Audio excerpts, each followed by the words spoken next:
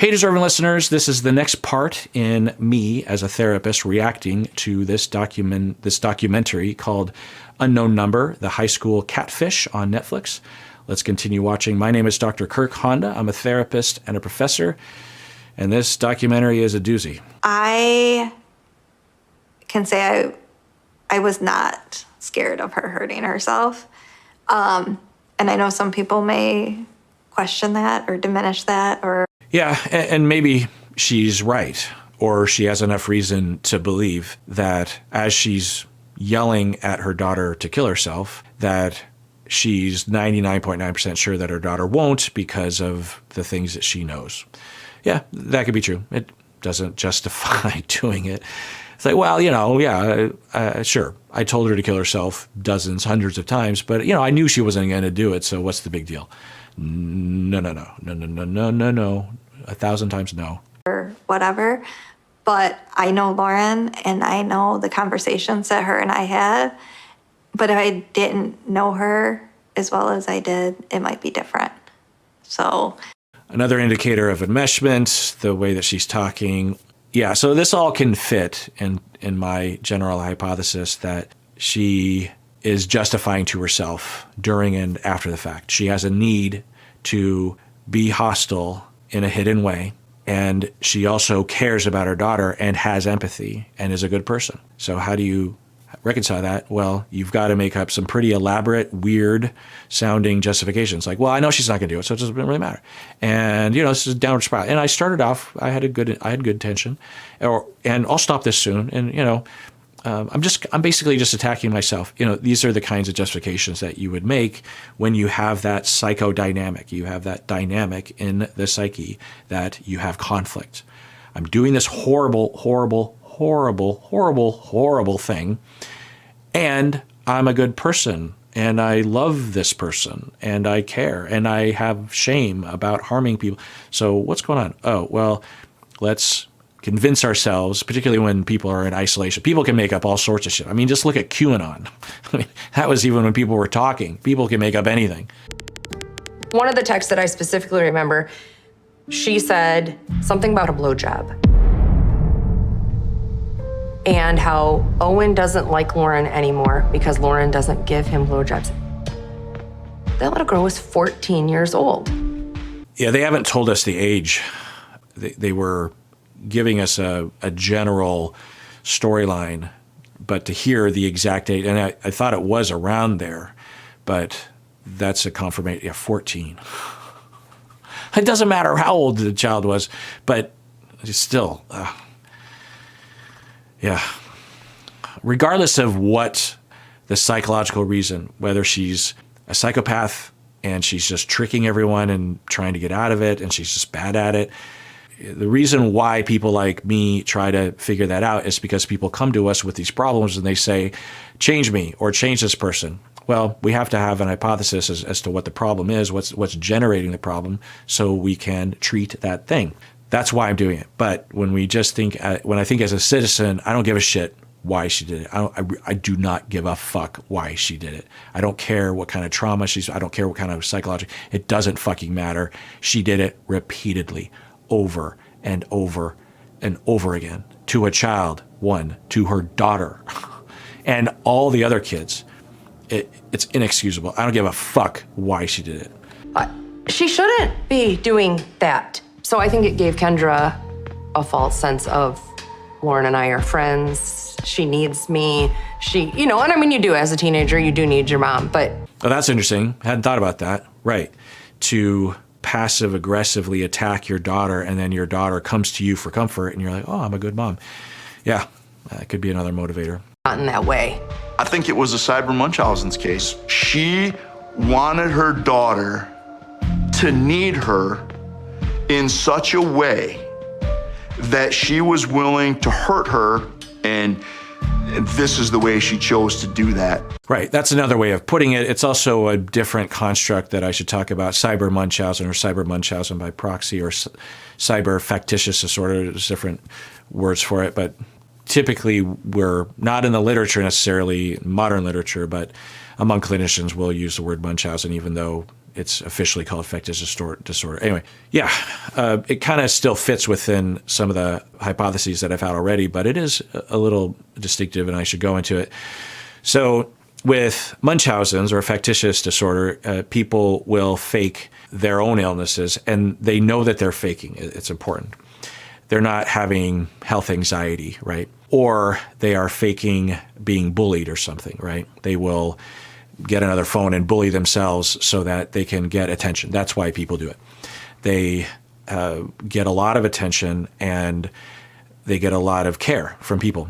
And the reasons for this, typically it's hard to lock down research-wise, but the prevailing consensus is that these individuals, when they were very young, did not get their needs met, and they learned the only way they could get their needs met is if they fabricated that they were victims.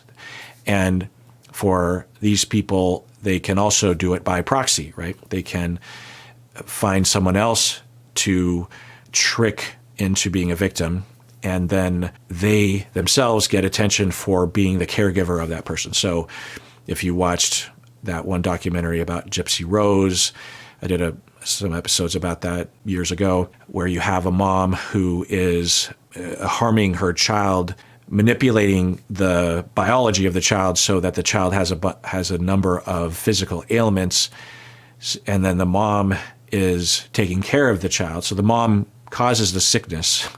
Then the mom, at least in front of other people, is taking care of the child because of the sickness that the mother caused to the child. And then everyone is praising the mom for being such a great mom, being so dedicated, being so caring, being so sacrificial, that kind of stuff.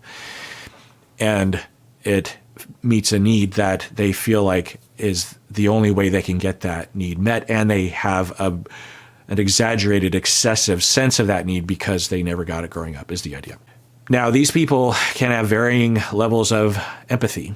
They can, generally speaking, have the capacity for empathy. But as I've been talking about before, because of the abuse that they grew up with, they have a limited sense of empathy because they just haven't developed into a true adult empathy. But they do have the capacity. They weren't born without empathy. They haven't had the empathy snuffed out of them, that sort of thing. And so they still have empathy, generally speaking. So how do they reconcile? Now, if they're psychopathic and they don't have empathy in general, then they don't need to do this. But for those that do have some empathy, they have to justify it, right? They have to say, well, this is for the, or they'll even just could go into denial and convince themselves, well, she does have a lot of physical ailments. And yeah, I'm manipulating this because I just need the doctors to pay attention. But if they just sat down and thought about it, they'd be like, there's a chance that literally my child has no ailments because I've done a lot of things to her over the years. Anyway, so people can do a lot of mental gymnastics around this, trying to reconcile the fact that they believe they're a good person, they have empathy, because they are, and they're doing this horrible thing. So when it comes to cyber Munchausen's, then you can fake being bullied online, that sort of thing. And then by proxy, you can fake that someone else is being bullied. So there's a possibility that the mom has this need to get attention, and the daughter was being bullied, cyberbullied, and she initially, because she cares about her daughter, and she starts to reach out to other people, to Owen's parents, maybe some others, and they come to the mom and say like, oh my God, I'm so sorry that you're going through this. It must be really hard for you. The police are paying attention, right? The reason why I haven't explicitly identified this as an hypothesis is because I haven't seen, or they haven't shown us, because typically Munchausen by proxy or cyber Munchausen by proxy, the perpetrator, the criminal, they are really leaning into the fact that they're the caregiver. And when it comes to like news reporting or when there are investigations, the perpetrator is front and center. They will manipulate situations so that they're getting awards. They're getting on TV, right? And we haven't seen that. If this was cyber Munchausen by proxy, I would expect to see that she would be on local news talking about it. Someone is cyberbullying my daughter, and I need to find out who that is. And then, because they're not going to drag the minor on television, so it would be expected that the mom would be there. The dad might not even be there, and she would just be crying. I can't believe. And people are like, oh, it's so horrible that's happening to you, and how can we support you? And everyone. And then there would be a Facebook page. There would be a lot of internet attention. You know, people would be like, "You're such a great mom for like trying to find this bully," and there would be a pattern of this over time of Munchausen by proxy in some other ways. We haven't been given that data. Now, maybe it's out there, but we haven't seen that. So just the fact that she induced the bullying to her daughter, and I would understand why. Is that law enforcement? I'm trying to remember. I think he is the principal, if I'm not mistaken. But I can understand why people would have this at the top of their hypothesis list, because it's the one label that kind of fits in terms of what is popularly known. Passive-aggressive personality disorder, most clinicians don't even know about it because it's been excluded from the diagnostic manual. It used to be included. I don't know why it was completely excluded. It was sort of absorbed into dependent personality. Anyway, point is that I understand why people would think that, but I would have to see some indicator that she was explicitly looking for attention. The way that it looked in the edit so far is she was secretly doing this harm to her daughter and lying to her husband about having a job, but she wasn't now the cousin said that she's self-absorbed and she's always trying to get attention. So it's kind of in that category, but I don't know. Let's continue to watch. Versus physically trying to make her ill, which is typical Munchausen's behavior. I think that's exactly it, because Lauren would come home upset about these text messages, and Kendra got to play the hero and be there for her. Yeah, and I guess you could say it was a limited Munchausen by proxy, and her desire to be seen as a good mom was mainly focused on Lauren herself, that she wanted to induce a scenario so that Lauren herself, the child herself, would think of Kendra as a good mom. Yeah. We wouldn't have data on that because that would be a private conversation or a private dynamic, but that's not typical. Typically, Munchausen by proxy people are very gregarious about how wonderful of a parent they are or a caregiver they are or something. You know, that's a real need of theirs, is to get accolades constantly from everyone around them. Of the perpetrator became publicly known. It shocked our whole community. We were sitting in class with Macy and Sophie, and we had looked on Instagram, and there was Kendra's mugshot posted everywhere online. I can't believe it's taken me this long to connect Kendra with the other Kendra that I reacted to recently, the one who said that she fell in love with her psychiatrist. They're both Kendra. I mean, it's not that common of a name. So what's up with Kendra's? And now to the bizarre case of a mother accused of cyber stalking her very own daughter. A high school girl in Michigan was cyberbullied for more than a year. And who turned out to be the suspect shocked everyone. Prosecutors accusing a mother of catfishing. Even when we realized that it wasn't a kid. Catfishing. Yeah, the name of this documentary is High School Catfish, unknown number, the high school catfish. It's not catfishing. People don't know. Like, this is how concepts drift, because part of the element of catfishing, which is when you will be, for instance, online dating, and you have not your picture, but a picture of someone else's name, maybe even someone else's complete identity, and then you proceed to interact with someone, usually romantically, maybe as a friend or something, but you are using someone else's face and name, that kind of stuff. That's catfishing. That's not what this was. So what people walk away from, the part of the definition of catfishing, is that catfishing is when it's not who you thought it was. And that is an element of this. People did not know it was the mom, but people didn't know who it was at all. So it can't be catfishing. The only way it would be catfishing is if the mom was acting like she was someone. I mean, I suppose you could argue she threw a lot of red herrings out, accusing Chloe and Adriana and some others. But it's not catfishing. I can't believe someone didn't, before they titled this, the Netflix people or whoever titled it, the documentarians, that they didn't look up what. Now maybe they knew it wasn't the right definition, but they thought everyone would call it that. But apparently, cyber stalking, cyber bullying. I guess I would just say cyber bullying, or just bullying. Most bullying is probably cyber. So acting like anyway. I guess we don't have a term for your anonymous cyber bully is right next to you. We don't have a term for that, and that's fine. And we were hoping that creating that separation would provide an opportunity for her to get outside of that umbrella of control that she'd had on her throughout the entirety of this process. Licari and her attorney asked to have the no contact order lifted. The court even received letters from her daughter saying she wanted to be back with her mother. Yeah, the way that the talking heads are portraying it is that the daughter, Lauren, is under the mother's spell or is gaslit or is trauma bonding with her abuser, with her traumatizer. And she can't be expected to be rational or self-preserving when it comes to making decisions as to whether or not to be in contact with her mom. That's possible, and that could be a part of it. But there's another angle, which is that, as I've been hypothesizing, that it might be a passive-aggressive personality disorder at play, which I can't know. But if it is, then that doesn't preclude empathy and good parenting. It's possible, who knows, but I'm not hearing otherwise, really. But I'm not privy to all the data, right? But it's possible that the mother, Kendra, was a good enough mom, if not, above average in a lot of ways, of stability and warmth and care and attention and being close without being too close to her daughter. I'm not saying this is the case.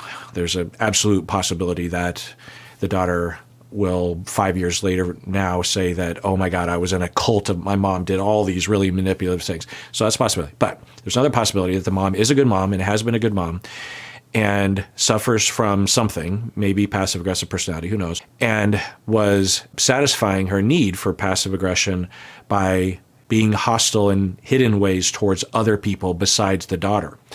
But then when the text came around, that hooked her and she fell down, she downward spiraled and got her needs met through that. It's quite possible. It almost kind of looks that way. Again, we don't have all the data. I'm assuming that if there was data and Sean, the husband, would know, and it seems like he's divorced or divorcing and doesn't have any motivation to not tell us about the bad things that the mom has done. So I would assume that if the mom had been noticeably harmful to the daughter, that the husband would say something or they would include some of the data, or who knows. So there's a possibility that when the daughter actually is saying, hey, I actually have a good relationship with my mom. I know that's weird, but I do, and I miss her and I love her and I need her, especially through this very difficult time. And I know that sounds weird, but I do. Now, sometimes abuse victims will do this out of self-preservation because they're just like, oh, look, I don't trust the system to protect me, so I've got to do what I need to do to survive, and that means pleasing my abuser. Or they've been brainwashed to always return to the abuser because they have been convinced by the perpetrator that the abuser loves them and is the only one for them, that kind of stuff. So there's a lot of, but there is an absolute healthy possibility that the daughter actually does need and want to be in contact with a mom, and it is possibly psychologically cruel to prevent contact, because that's what they're trying to do. The justice system is saying you cannot have contact with a daughter or any of the kids that you cyberbullied. I totally understand that, and maybe that's for the best, but there's a possibility that in their effort to protect Lauren, they actually are harming her. But who knows? Not having the relationship with my mom, I just don't feel like myself. I feel like I really need her in my life. Do you think people judge you for missing your mom? I think some people might have their own opinions on it, but honestly, I don't really care. Yeah, and anyone that would judge Lauren for anything is just another bully, honestly. Even if Lauren has misguided reasons for wanting contact with her mom, I mean, let it go, people. You probably have never been in that situation, so knock it off. Plus, she's a child. And even if the mom was abusive overall, there probably was an attachment, a closeness, a warmth, and the daughter has that feeling. People will be ashamed often emailing me or talking to me about being in her shoes. They will say, Yeah, I agree. My parent or my uncle or this person was abusive, but I do miss them and I do long for them and I do have warm feelings about them and I have investigated a lot and I'm pretty sure that my impulse is healthy, but it's confusing and I don't know. I would just like the ability to talk about it without being shut down, without being labeled that I have victim mentality or by the fact that I long to have contact with this perpetrator, I am hinting at the possibility that my accusations are false. Why would I want to be with this person if they abused me? Maybe my accusations were lies. There are a short list of things that I will hear from people that I believe to be completely understandable, and yet they have found that they can't tell anyone that they have this impulse. Another one is when adult children are drawing a boundary with their mothers, maybe their parents, but particularly their mothers. And they will say, I have cut my mom off because she was abusive and I tried to engineer our relationship as an adult so that it would be not harmful to me, but it just never worked out. And so I cut my mom off.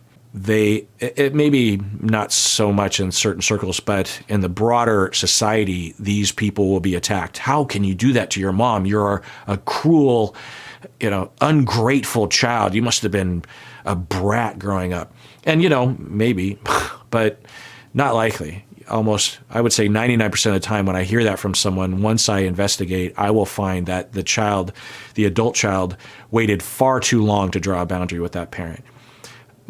Mothers aren't saints. They're human beings. Now, the notion that parents, maybe particularly mothers, aren't appreciated enough, yeah, absolutely. I'll get behind that. But the fact that we can't comprehend that some mothers can be monsters, or at least on the spectrum, and that an adult child would make a healthy, justifiable move to draw a boundary. Anyway, so to hear that Lauren is being attacked for wanting contact with her mom, I just, if you don't know, then stay out of it. Because obviously you don't know. Ultimately, Kendra pled to 2 counts of stalking a minor, 1 count for Owen and 1 count for Lauren. It's just so interesting to be convicted of stalking a child, and that child is your own child. That's got to be the first time that's happened, first time I've heard of it. Kendra got to speak first the day of court, and she is very convincing. I am sorry, Your Honor. I am sorry for my behavior to Owen McKinney and his family. I'm sorry for my behavior to Chloe Wilson and her family. Yeah, so we've seen these before where a convicted individual will cry and apologize, and we would question whether or not they're actually sorry or they're just emotional because they got caught or they're fabricating or something. We can never know is the thing. And there's a possibility that it is those things. She is faking, or she doesn't really care, or she is just crying because she got caught. It's also quite possible that she is ashamed, that she is sorry. My top hypothesis would actually dictate that she would have empathy and that she would care. And when the ability of her isolated defensive structure was stripped away by everyone knowing what she did, then she would have to face it, and she would have ample opportunity to, at least some extent, reckon with what she was doing without engaging in justification and denial and distorted thinking, and would be quite ashamed and quite sorry and quite remorseful. So that's a possibility, but I can't know from watching a documentary. I'm sorry to my daughter, Lauren. I have learned that I have a mental illness, and I was unaware that I was in crisis for many years. I have learned to acknowledge and cope with my child. Okay, so she mentions that she now is aware that she has a mental illness. I'm going to take a guess and say that the easiest diagnosis, the most surface level diagnosis for a clinician and for her to accept would be the cyber Munchausen by proxy, because it is sometimes framed as a compulsion Although, I don't know, would that be easy? If people really understood it, it would not be easy to swallow because you know you're doing it and you're only doing it for self-centered reasons. Now, I don't know, maybe she'll talk more about what mental illness, maybe she's just saying generally speaking. I suppose the easiest diagnosis to swallow would be some fucked up version of OCD, meaning that the label of OCD is not being intelligently applied to the situation. You know, some kind of distorted vision of what OCD can manifest as. You know, because that would mean that she had a compulsion that she couldn't control, right? Yeah. So I wonder. Or I'm curious. Maybe we'll find out what mental illness she identifies as having. Childhood trauma. There were a lot of excuses as to what she did, things that had happened to her in her life. And right, so she mentions childhood trauma. Yeah, you know, it's quite possible, actually. It would be actually strange if there wasn't childhood trauma. It doesn't justify, you know, a lot of people have childhood trauma and don't cyberbully. And cyberbully doesn't really encapsulate what she did to her daughter. I mean, we just have to remind ourselves of the examples of the text that she sent. I mean, at the very least, they were grammatic crimes because of no punctuation and all that stuff. But these were some of the most horrific. I don't know if I've seen a worse cyberbullying barrage before. If I could go back and undo everything I did, please know that I would do so in a heartbeat. I knew Owen and Jill were both going to be talking there, and I honestly didn't want to hear what they were going to say because I knew it wasn't going to be anything good. At the end of the day, this will be over. We can try to get back to normal lives. You can try to start. Now, I should also say, in addition to saying that it's possible that the daughter has a healthy impulse to want to have contact with her mother and that the mother and daughter might have actually had a lot of health and goodness to it, and the mother wasn't targeting the daughter with whatever it is that she was doing, and that what she did was horrible and she did it, but it was just those 2 years. And even in those 2 years, there was love and things happening. Now, some people might argue that can't be. You can't express love and do that at the same time. Things are complicated, and it's kind of a philosophical question to some extent. It's not a scientific one. But anyway, so even if that is all true, even if we give that benefit of the doubt, so to speak, to the mother, it still could be argued that until the mother has demonstrated awareness and recovery fully, she cannot be trusted to be near the daughter for anything because she engaged in she didn't just make a mistake for a day or a week or a month. This was almost 2 years, and it was constant, and it was a barrage, and it was not looking like it was ever going to stop. And it wasn't just Lauren, it was Owen severely as well. We have to remember that, and others. So and it was interesting because in the apology here, she apologized to Chloe and her family. She was one of the friends that was being accused of being the cyberbully. So we didn't see explicit detail around this, but through implication, the mother at the very least was silent as Chloe was being accused of it over time. And it wasn't just like a small group of people, it was the police accusing Chloe, not officially, but it was also, the community is a very small community. So even if she was just passively watching another child get attacked for what she was doing, that would be horrible, and she should apologize. But also, she might have actively participated. It sounds like the way that, she said, I want to apologize also to Chloe and her family. Everyone knows that Kendra was actively implicating Chloe and pointing towards Chloe to get the attention away from her as the possible perpetrator. So I think, based on your conduct, you've earned a prison sentence. Kendra Licari, the Catfish mom, is going to prison for at least 1.5 years. In this case, the judge sentenced on what I would consider to be the high end of the guideline range, 19 months. It felt good to just address. Yeah. I guess I hadn't thought about how long I personally would want someone like her to go to prison. 19 months doesn't seem like that long, but it also is a long time. And on the spectrum of crimes, right, it's not like murder or something. So, but I don't know.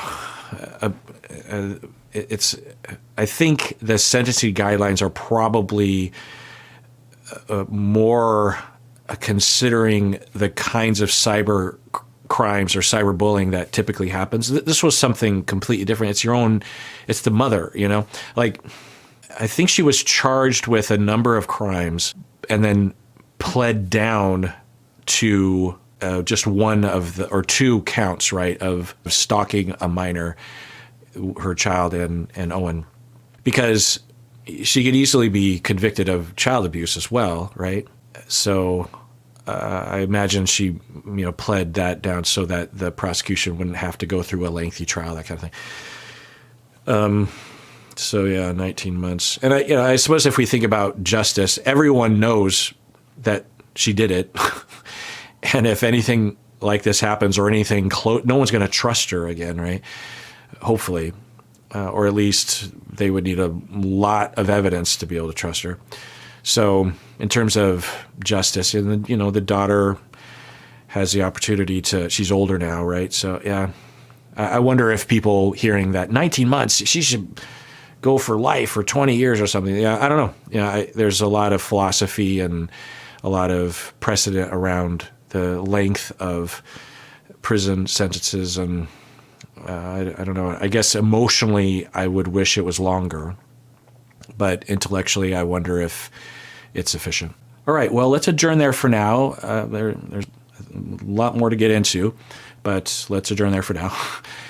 And tune in next time when I continue watching. And everyone out there, please take care of yourself because you deserve it. You really, really do.